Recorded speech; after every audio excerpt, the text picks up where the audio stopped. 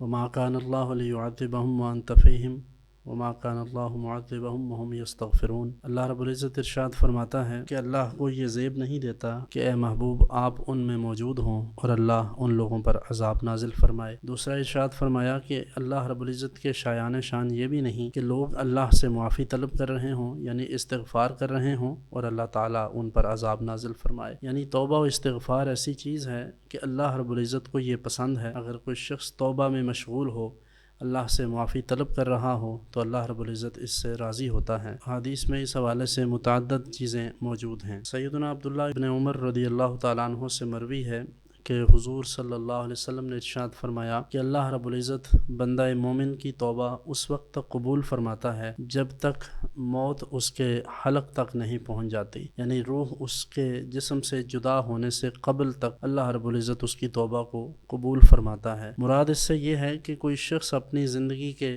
آخری دم تک بھی اگر اللہ کے حضور گڑ گڑا کر توبہ کر لے تو اللہ تعالیٰ اس کی توبہ کو، اس کے استغفار کو قبول فرما لیتا ہے۔ پھر ارشاد فرمایا کہ التائب من الذنب کمن لا ذنب لہ، کہ اگر کوئی شخص اللہ رب العزت سے حقیقتاً توبہ کرتا ہے، یعنی صدق دل سے اس سے معافی مانگتا ہے، تو وہ اسی طرح ہے گویا وہ آج ہی ماں کے پیٹ سے پیدا ہوا ہے، یعنی وہ گویا اس نے کبھی گناہ کیا ہی نہیں تھا۔ اور ویسے بھی توبہ کے لیے یہ چیزیں ضروری ہیں کہ سب سے پہلے انسان کو احساس ندامت ہو۔ اگر کسی شخص کو اپنی غلطی کا یا اپنے گناہ کا کوئی احساس ہی نہ ہو تو اس کی توبہ بھی توبہ نہیں ہے۔ حقیقی توبہ یہ ہے کہ انسان سب سے پہلے اعتراف جرم کرے، یعنی اپنے گناہ کا اعتراف اللہ کی بارگاہ میں کرے، پھر اس کے بعد اس گناہ پر ندامت ہو، یعنی شرمندگی ہو، اس کے لیے وہ تکلیف اور اذیت کا باعث ہو۔ اور تیسری چیز یہ ہے کہ آئندہ اس گناہ کو نہ کرنے کا عزم مصمم کرے، یعنی اس بات کا پختہ ارادہ کرے کہ آئندہ میں گناہ نہیں کروں گا۔ ایک اور حدیث میں ارشاد فرمایا کہ تمام ابن آدم، یعنی اللہ رب العزت نے جس شخص کو بھی آدم علیہ السلام کی اولاد سے پیدا کیا ہے تو آدم علیہ السلام کی اولاد میں سے اکثریت گناہ گار ہے، یعنی اس سے کوئی نہ کوئی گناہ سرزد ہو جاتا ہے۔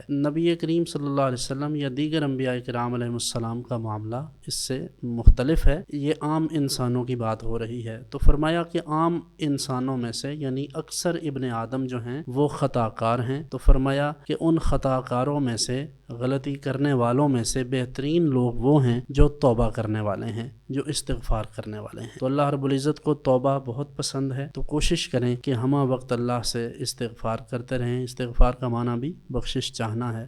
اللہ رب العزت ہمیں توبہ اور استغفار کی توفیق مرحمت فرمائے۔